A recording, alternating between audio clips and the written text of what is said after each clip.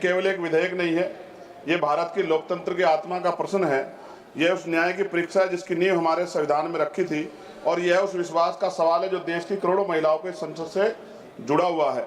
जब बराबरी महिलाओं को तो सदियों से नहीं मिला, जो वो बढ़ के मिलना चाहिए। सरकार की और हाउस की ये मंशा होनी चाहिए।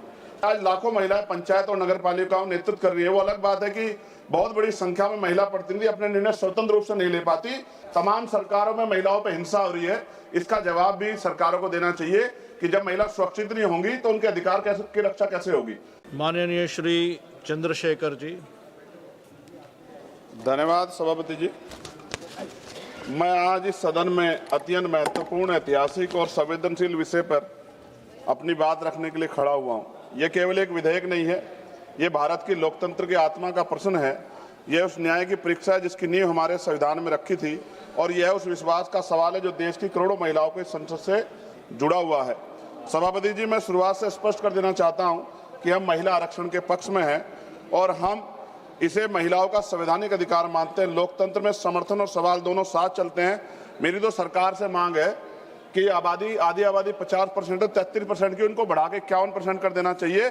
जब बराबरी महिलाओं को तो सदियों से नहीं मिला, जो वो बढ़ के मिलना चाहिए। सरकार की और हाउस की ये मंशा होनी चाहिए। सभापति जी, लेकिन आरक्षण से पहले सुरक्षा के बारे में तो बताना चाहिए कि एनसीआरबी का डेटा क्या कह रहा है। तमाम सरकारों में महिलाओं पर हिंसा हो रही है। इसका जवाब भी सरकारों को देना चाहिए कि जब महिला सुरक्षित नहीं होंगी तो उनके अधिकार की रक्षा कैसे होगी।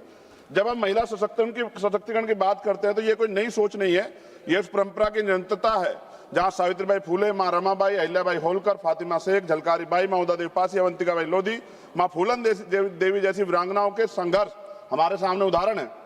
बाबा साहब अम्बेडकर जी ने संविधान बनाते हुए कहा था कि हम एक ऐसे संविधान को बना रहे हैं जहां हर नागरिक को समान अधिकार देगा, चाहे वह पुरुष हो या महिला। हमें याद रखना चाहिए, उन्होंने कहा था कि मैं किसी भी समाज की प्रगति को महिलाओं की प्रगति से मापता हूं। बाबा साहब अम्बेडकर जी ने सबसे बड़ा क्रांतिकारी कदम था वो हिंदू कोड बिल था। उन्होंने उसमें महिलाओं को संपत्ति में अधिकार, विवाह और तलाक में बराबरी, गोद लेने का पूरा अधिकार था। और इसके जब वो सफल नहीं हो पाए तो उन्होंने कानून मंत्री पद से इस्तीफा दे दिया। सभापति जी महोदय, 73वें 74वें संविधान संशोधन जिसके तहत अनुच्छेद 243D और 243T में स्थानीय निकायों में महिलाओं के लिए आरक्षण सुनिश्चित किया गया। आज लाखों महिलाएं पंचायत और नगर पालिकाओं नेतृत्व कर रही है। वो अलग बात है कि बहुत बड़ी संख्या में महिला प्रतिनिधि अपने निर्णय स्वतंत्र रूप से नहीं ले पाती, क्योंकि हमारे समाज ने भी पुरुषों और महिलाओं की बराबरी स्वीकार नहीं किया। कहीं पिता, कहीं पुत्र, कहीं पति उनके निर्णय लेते हैं। ऐसा बहुत बड़े पैमाने पर देखा गया। भाषण चाहे कुछ भी दिया जाए, लेकिन सत्यता यही है। सभापति जी, मान्यवर काशीराम साहब कहा करते, जिसकी इतनी संख्या बारी उसकी इतनी हिस्सेदारी। इन्हीं विचारों की कसौटी पर अगर वर्तमान महिला आरक्षण कानून को परखा जाए तो स्पष्ट हो जाता है कि 33% आरक्षण आधी आबादी के साथ पूर्ण न्याय नहीं करता। और यदि 33% आरक्षण दे भी दिया तो सबसे बड़ा प्रश्न यह उठता है कि SC, ST और OBC और मुस्लिम वर्ग की महिलाओं को वास्तविक प्रतिनिधित्व कैसे मिलेगा, क्योंकि वर्तमान व्यवस्था में कोटे के अंदर कोटे कोई प्रावधान नहीं है। इसका सीधा अर्थ यह है कि आरक्षण उन वर्गों तक सीमित रह सकता है जिनके पास पहले से ही सामाजिक, आर्थिक और राजनीतिक संसाधनों तक पहुंच है। ऐसे में दलित, आदिवासी, पिछड़े और मुस्लिम वर्ग की महिलाओं जो सबसे अधिक वंचित है वो हाशिए पर रह जाएंगी, फिर से प्रतिनिधित्व से बाहर रह जाएंगी। ये न केवल महिलाओं के अधिकारों के साथ अन्याय है बल्कि सामाजिक न्याय की अवधारणा के भी खिलाफ है। आज जरूरत है केवल आरक्षण देने की नहीं बल्कि न्यायपूर्ण और समावेशी आरक्षण सुनिश्चित करने की है। आप तो कोटे में उपवर्गीकरण यानी कि कोटे के अंदर कोटे की बात करने वाले हैं, तो महिला आरक्षण में इसे लागू करने के पीछे आप लोग क्यों रह गए?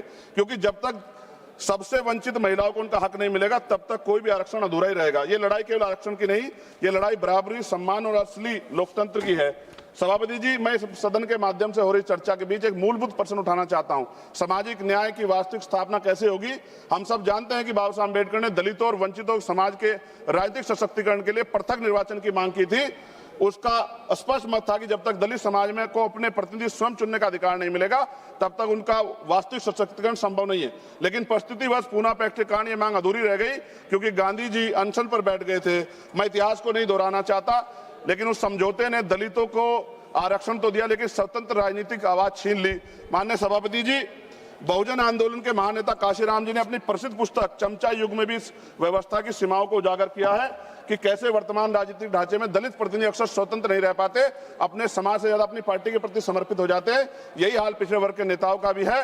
अगर आप सही मायने में दलितों को, महिलाओं को, पिछड़े वर्ग को आरक्षण देना चाहते हैं, लाभ देना चाहते हैं, अगर आप वास्तव में उन्हें संसद में सतत रूप से लाना चाहते तो वक्त आ गया कि उनके लिए पृथक निर्वाचन की व्यवस्था की जाए, क्योंकि बिना स्वतंत्र राजनीतिक प्रतिनिधित्व के आरक्षण केवल एक संख्या बनकर रह जाएगा, सशक्तिकरण नहीं बन पाएगा। अगर हम सच में सामाजिक न्याय चाहते तो हमें आधे अधूरे समाधान नहीं बल्कि साहसिक और मूलभूत निर्णय लेने होंगे। उसके लिए पृथक निर्वाचन की व्यवस्था करनी पड़ेगी। लोकसभा की तरह सभापति जी राज्यसभा की सीटों में वृद्धि होनी चाहिए। वर्तमान में राज्यसभा की सीटें लोकसभा की सीटों के लगभग 45% है, इसलिए लोकसभा सीटों को बढ़ाने के बाद राज्यसभा की सीटें बढ़ाकर 850 का 45% यानी कि लगभग 383 सीटें होनी चाहिए।